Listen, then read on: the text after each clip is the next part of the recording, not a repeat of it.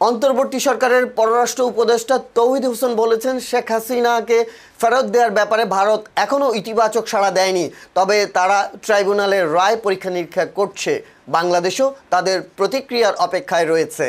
শুক্রবার 5 ডিসেম্বর রংপুর অঞ্চলে 4 দিনের সরকারি সফরে এসে সার্কিট হাউসে তিনি এসব কথা বলেন। এরপর উপদেষ্টা সপরিবারে রংপুর জমিদার বাড়ি তাজহাটে পরিদর্শনে যান। শনিবার রংপুরের প্রশাসনিক কর্মকর্তাদের সঙ্গে মত বিনিময় এবং রংপুরের ঐতিহ্যবাহী শিক্ষা প্রতিষ্ঠান জেলা স্কুল পরিদর্শন করেন। আর শেখ হাসিনার ব্যাপারে বিষয়টা হচ্ছে যে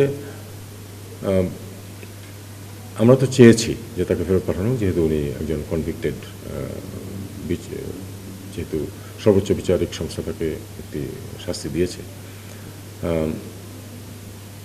কিন্তু আমরা ইতিবাচক কোনো সাড়া এখন পর্যন্ত পাইনি। এটা নিয়ে আমার মনে হয় স্পেকুলেট না করাই ভালো। দেখা যাক কী হয়। আমরা তো চেয়েছি খুব, এ ধরনের ঘটনায় তো ঝট করে 1 দিনে 7 দিনে কোনো পরিবর্তন ঘটে না। আমরা অপেক্ষা করব, দেখি কি ভারতের পক্ষ থেকে কি পাওয়া যায় রিয়াকশন।